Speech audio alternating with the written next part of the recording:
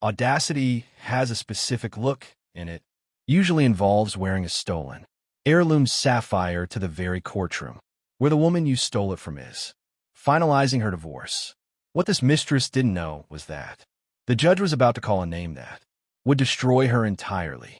Room 400 of the Cook County Family Court smelled of stale floor wax and broken promises. It was a sterile, unforgiving environment where decades of shared lives were dissected and distributed like corporate assets. Catherine Brooke sat rigidly at the plaintiff's table, her perfectly manicured hands folded over a leather-bound notebook. At 42, she possessed an icy elegance that had been forged in the fires of a spectacularly deceitful marriage. 3 tables away sat her soon-to-be ex-husband, Jonathan Brooke. He was a prominent Chicago real estate developer who wore his custom Italian suits like armor. For 15 years, Catherine had been his anchor, the silent partner who hosted the galas and managed the optics while he built his empire.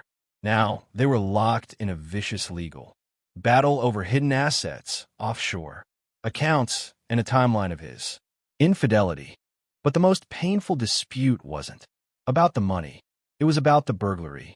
6 months prior, while Catherine was visiting her ailing mother in Boston, their sprawling Highland Park estate had been broken into. The thieves were surprisingly surgical. They ignored the electronics, bypassed Jonathan's collection of vintage watches, and went straight for the master bedroom's floor safe.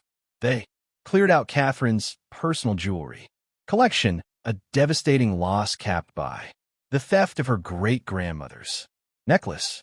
It wasn't just any necklace. It was a 1920s Art Deco masterpiece, featuring a massive 20-carat unheated Ceylon sapphire encircled by old, mine-cut diamonds set in a distinctive platinum vine motif.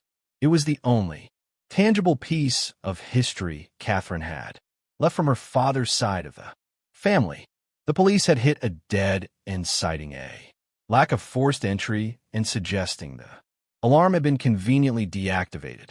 Jonathan had gaslighted her for weeks, insisting she must have forgotten to arm the system in her rush to get to the airport. The insurance company had subsequently paid out a massive claim. The funds mysteriously routed into an account Catherine couldn't access. "Breathe, Catherine," whispered her attorney Rebecca Stiles.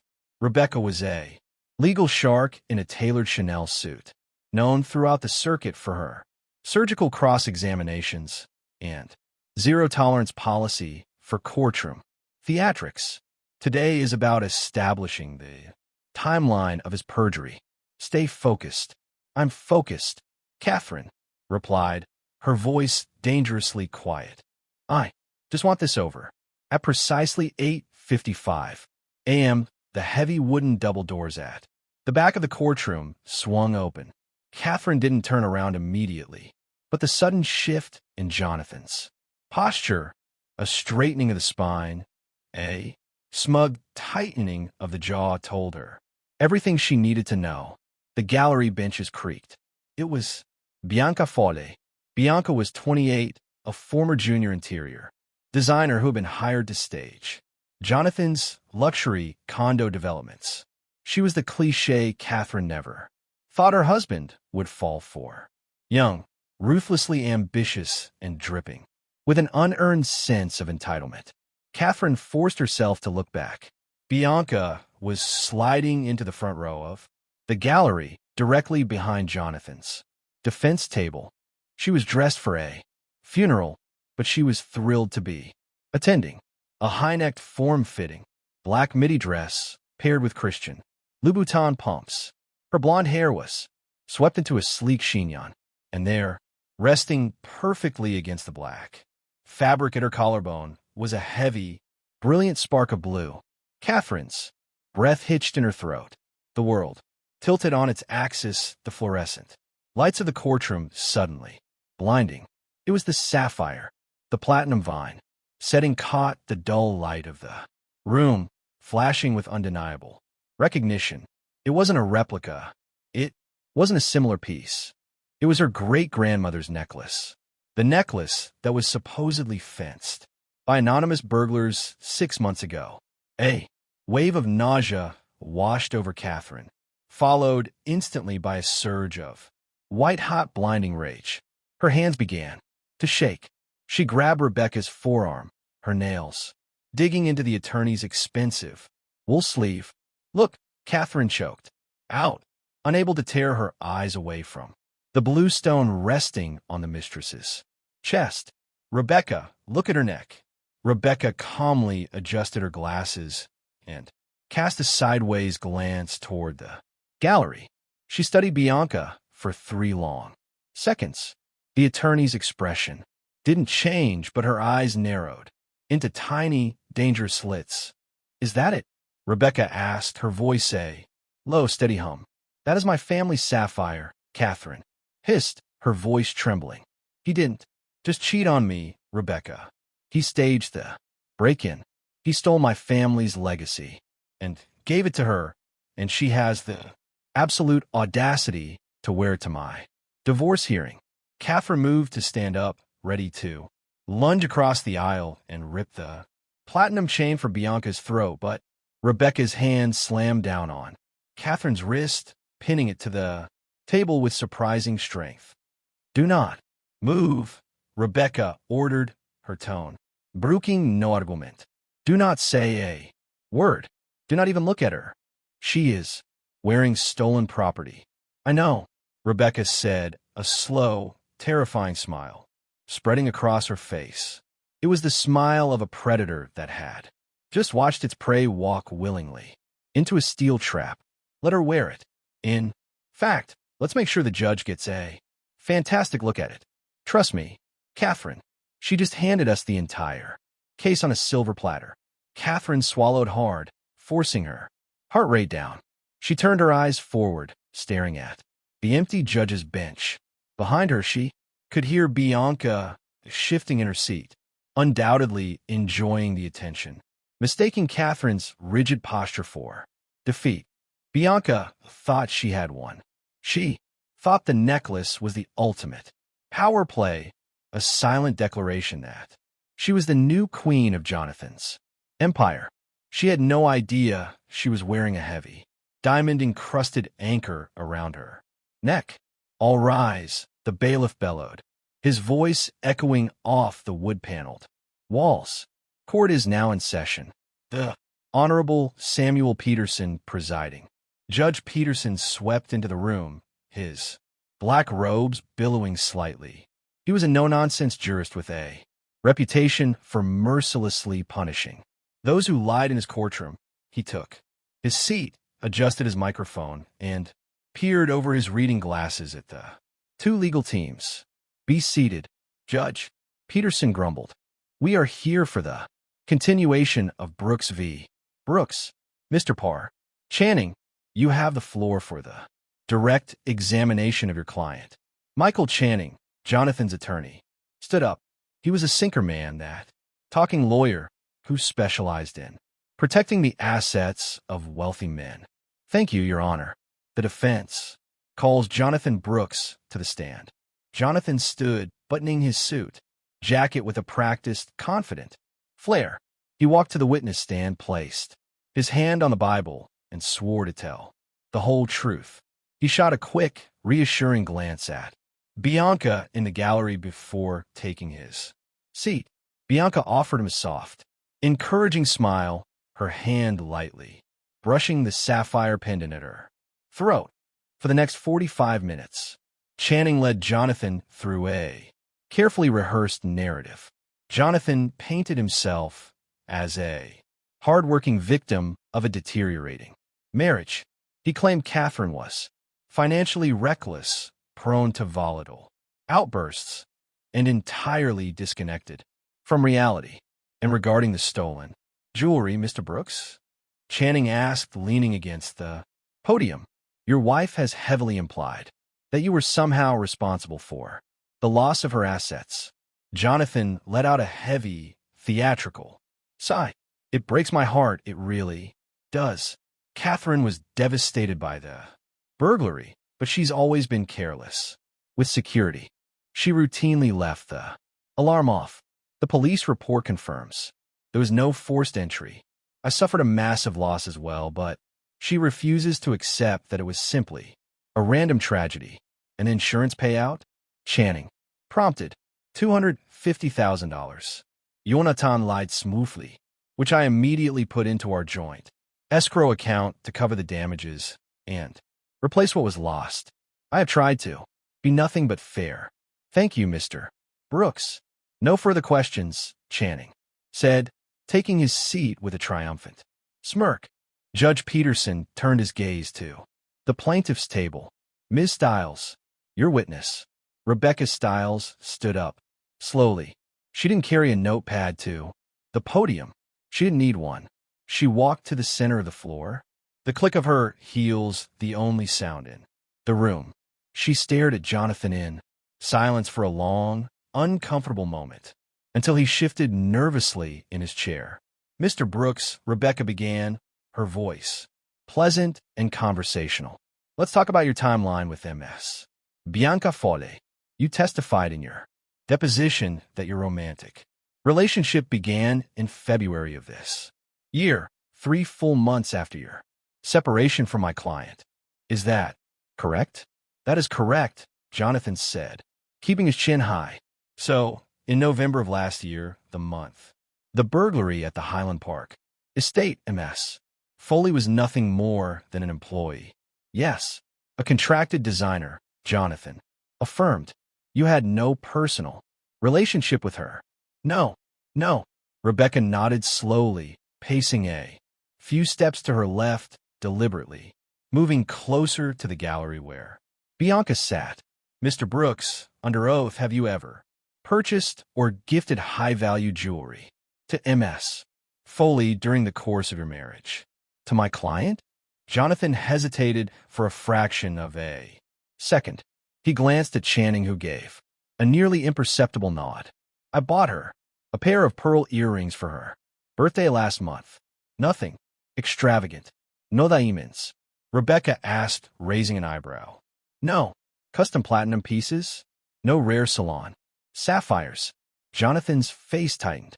A flicker of panic flashed in his eyes, but he quickly mastered with indignation. No, absolutely not. I see. Rebecca turned her back on him and faced the judge. Your Honor, regarding the insurance claim for the Highland Park burglary, Mr. Brooks just testified that the $250,000 payout was placed in a joint escrow account. He did. Judge Peterson agreed. Looking at his notes, we have subpoenaed the records for all joint and personal accounts tied to Mr. Dries Brooks. Rebecca stated, her voice hardening. I am submitting into evidence Exhibit C the financial routing history from Liberty Mutual. The funds were not deposited into escrow. They were routed into an offshore shell LLC title BF Designs, a corporate entity registered in Delaware. Channing jumped to his feet. Objection. Relevance. Overruled. Judge Peterson barked, glaring at Jonathan. Where is the money, Mr. Brooks? Jonathan opened his mouth, stammered, and closed it. He looked at Channing, desperate for a lifeline. But Rebecca wasn't done. She wasn't even close to done. She stepped away from the podium and looked directly at Bianca Foley in the gallery. Bianca's smug smile had faltered slightly, but she still sat with her chin stubbornly raised, the stolen sapphire practically glowing against her black dress. Your Honor, Rebecca said, smoothly, turning back to the bench. I am done questioning Mr. Brooks for now. However, to clear up this timeline and the location of the supposedly stolen assets, the plaintiff calls our first witness to the stand. Judge Peterson, lean back. Call your witness, Miss Stiles. Rebecca looked dead center of the courtroom doors. Her voice rang out, clear and sharp as a guillotine blade. The plaintiff calls Oliver Trent to the stand. In the gallery, Bianca Foley physically jolted, the color instantly drained from her perfectly bronzed face, leaving her a sickly ash white. Her hand flew up, violently clutching the sapphire at her throat as if she had suddenly been burned by it. Her eyes went wide with pure, unadulterated terror. Jonathan turned around to look at his mistress, confused by her sudden, silent panic. "Bianca," he mouthed. Bianca couldn't look at him. She was staring at the heavy wooden double doors at the back of the courtroom, her breathing shallow and ragged. Oliver Trent. To Jonathan Brooks, the name meant nothing. But to Bianca Foley, Oliver Trent was the wealthy, charming Seattle tech investor she had been having a secret, passionate affair with for the last 2 months. He was the man she had been sleeping with behind Jonathan's back. He was the man she had drunkenly bragged to about her sugar daddy's brilliant scheme to rob his own house. And most importantly, Oliver Trent was the man to whom Bianca had given a velvet bag full of Catherine's other stolen jewelry just 3 days ago, begging him to use his connections to quietly fence the diamonds in Europe so she could have a cash safety net when she eventually left Jonathan. The heavy doors groaned open. A tall man in a sharp gray suit stepped into the courtroom. He had piercing eyes and carried a thick manila folder. He didn't look at Bianca as he walked down the aisle. He didn't offer her the warm, romantic smile he had given her in bed 2 nights ago. His face was a mask of professional, icy detachment. Because Oliver Trent wasn't a tech investor. He was a high-tier independent insurance fraud investigator and private detective hired by Rebecca Stiles 4 months ago to shadow Bianca Foley. Bianca's entire reality shattered in real time. She tried to stand up, her knees buckling beneath her. She sank back onto the wooden bench, trapped, wearing the primary piece of physical evidence around her neck as the man who had her complete recorded confession took the oath. Oliver Trent did not so much as glance at the gallery as he strode past the wooden bar and took his place in the witness stand. He raised his right hand, swearing to tell the truth with a voice as flat and unyielding as polished concrete. "Please state your name and occupation for the record." "Rebecca," Stiles instructed, stepping up to the podium. "Oliver Trent. I'm a licensed private investigator and the lead fraud specialist at Apex Subrogation and Recovery in Chicago, Illinois." A collective gasp rippled through the gallery. At the defense table, Jonathan Brooks turned perfectly pale. His eyes darted from Oliver to Rebecca and, finally, to his attorney, Michael Channing, who was suddenly furiously shuffling through his case files, realizing he had just been completely blindsided. But the most visceral reaction came from the front row. Bianca Foley let out a sound that was half sob, half hiccup. "Ollie," she whispered, the word carrying through the stunned silence of the courtroom. "What are you doing?" Judge Peterson slammed his gavel. "Order." One more outburst from the gallery, and I will clear this room. He pointed a stern finger at Bianca. "Keep quiet, young lady." Rebecca waited for the echo of the gavel to fade before continuing. "Mr. Trent, were you retained by my firm 4 months ago?" "I was," Oliver confirmed, adjusting the microphone. "You hired my agency to investigate the suspicious circumstances surrounding a burglary at the Brooks residence, specifically regarding the disappearance of high-value jewelry and a subsequent $250,000 insurance payout. And how did you proceed with this investigation? Given the lack of forced entry and the deactivated alarm, our primary suspect was the defendant, Jonathan Brooks." Oliver explained, his eyes fixed on Rebecca. "However, Mr. Brooks is heavily insulated by corporate lawyers. I opted for a different angle. I initiated surveillance on his known associate and mistress, Bianca Foley." "Objection," Channing shouted, leaping up. Inflammatory language. "The defendant's personal relationships overruled." Judge Peterson snapped, his eyes glued to the witness. "The plaintiff has already established a timeline of infidelity that your client just perjured himself over. Sit down, Mr. Channing. Proceed, Mr. Trent. Oliver opened the thick manila folder in his lap. Through surveillance, I established that Miss Foley was living well above her means.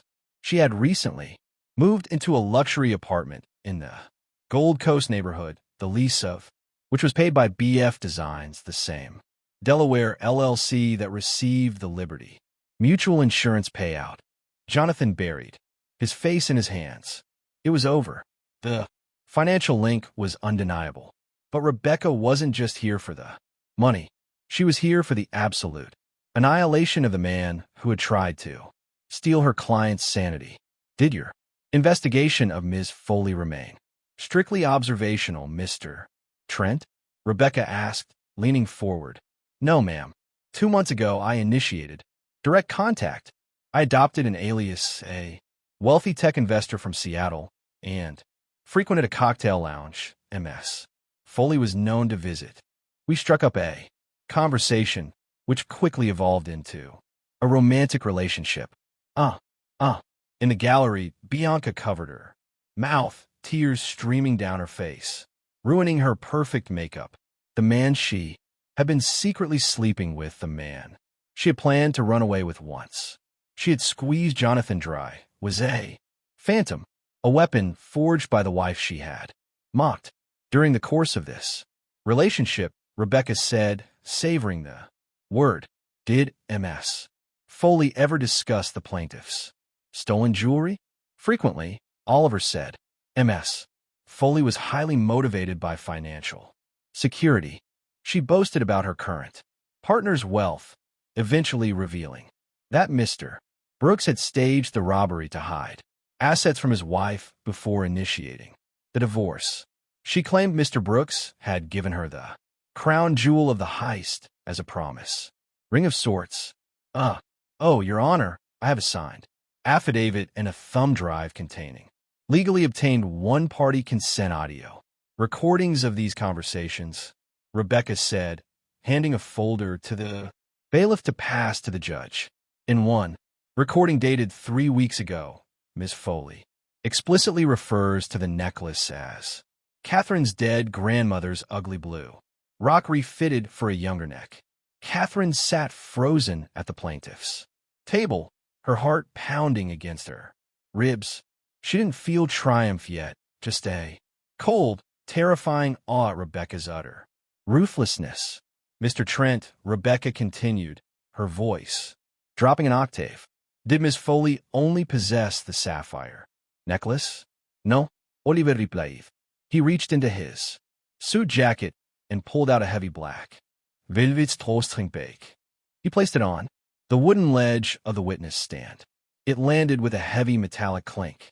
3 days ago, Ms. Sinclair Foley brought this to my hotel room. She believed I had connections in the European black market. She asked me to fence these items for cash, stating she needed a secret exit fund because she was growing tired of Mr. Brooks' controlling behavior. Jonathan Brooks' head snapped up. His eyes widened in horror. He spun around, in his chair staring at Bianca. You were trying to steal from me, Jonathan hissed, his voice echoing in the dead, silent room. You were sleeping with him, and trying to fence my money? Jonathan, I didn't. Bianca wailed, her carefully constructed facade crumbling into absolute hysteria. He tricked me. He lied to me. Snorts. You ungrateful little Jonathan lunged out of his chair toward the gallery. Bailiff, Judge Peterson roared. The armed court officer intercepted. Jonathan instantly shoving the wealthy developer hard against the heavy oak table. Stay down, the bailiff commanded, his hand resting menacingly on his service weapon. Order, Judge Peterson struck his gavel repeatedly, his face flushed with fury. Mr. Brooks, if you move a single muscle, I will have you shackled and dragged down to the holding cells. Ms. Foley, shut your mouth immediately. The courtroom fell into a heavy panting silence. Jonathan remained pinned against the table, his chest heaving, staring at the velvet bag on the witness Stunt. The sheer magnitude of the betrayal that is young beautiful. Mistress was actively robbing him while sleeping with a man she thought was richer broke him completely. He slumped back into his chair, a defeated, pathetic shell of the arrogant man who had walked in that morning. Your Honor, Rebecca said softly, breaking the tension. I moved to enter the contents of that bag into evidence. Judge Peterson nodded grimly. Proceed. Oliver Trent untied the velvet strings. He tipped the bag over an evidence tray provided by the clerk. A cascade of glittering lights spilled into the sterile courtroom. Diamond tennis bracelets, a pair of flawless emerald earrings, a heavy gold Rolex, and a vintage Cartier brooch. It was the entirety of Catherine's stolen jewelry, minus the one piece currently resting against the throat of the sobbing woman. In the front row, Catherine let out a shuddering breath. Seeing her grandmother's brooch, safe and tangible, broke through her icy exterior. A single tear tracked down her cheek. Judge Peterson stared at the fortune glittering on the clerk's desk. He took off his reading glasses and pinched the bridge of his nose. When he looked up, his eyes were devoid of any judicial patience. He looked directly at Michael Channing. Mr. Channing, the judge began, his voice dangerously calm. In the last 30 minutes, your client has demonstrably committed perjury on my stunt.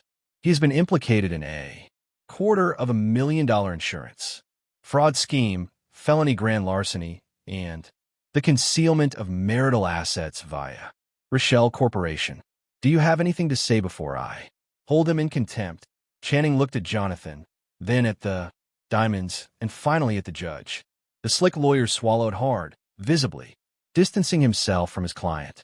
Your Honor, the defense requests a 5-minute recess to confer. Denied. Judge Peterson fired back instantly. There is no conferring.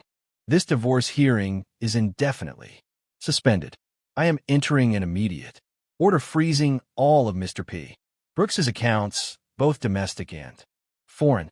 Furthermore, I am forwarding the transcripts of today's proceedings, along with Mr. Doe, Trent's evidence, directly to the Cook County District Attorney's Office for Criminal Prosecution.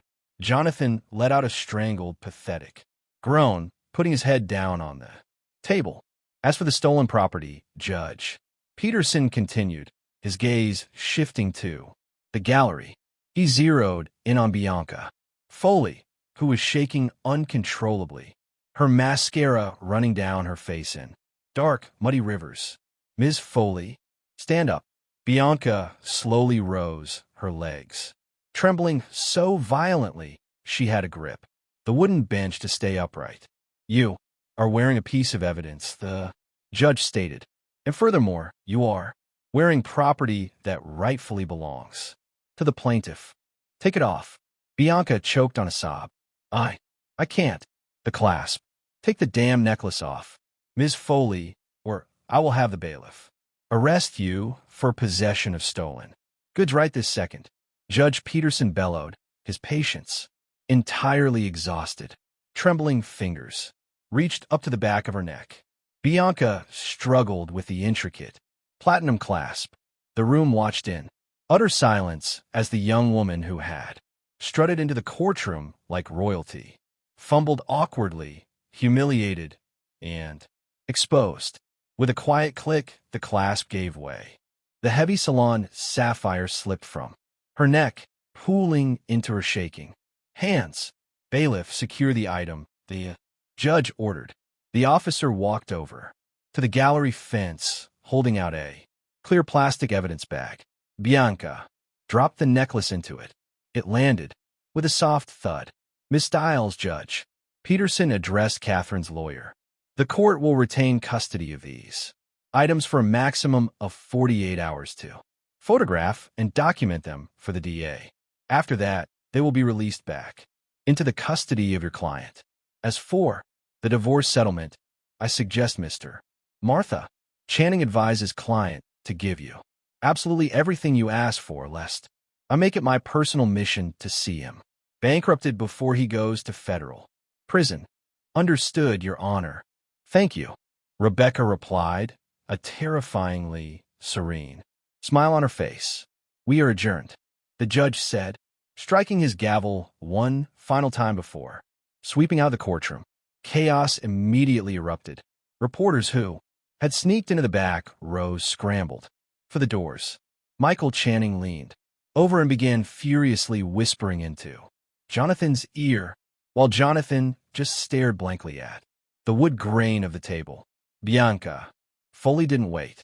She grabbed her designer purse and bolted for the aisle, desperate to escape the stares. As she ran past the plaintiff's table, she made the mistake of making eye contact with Catherine. Catherine didn't sneer. She didn't yell. She simply looked at the younger woman with a gaze of profound, chilling pity. Bianca broke the gaze, practically sprinting through the double doors, a disgraced shadow of the woman who had entered an hour earlier. Oliver Trent stepped down from the stand, packing up his manila folder. He walked over to Rebecca and Catherine. Excellent work, Mr. Trent, Rebecca said, shaking his hand. Just doing my job, counselor, Oliver said, nodding politely to Catherine. I am glad we could get your family's legacy back. Mrs. Brooks.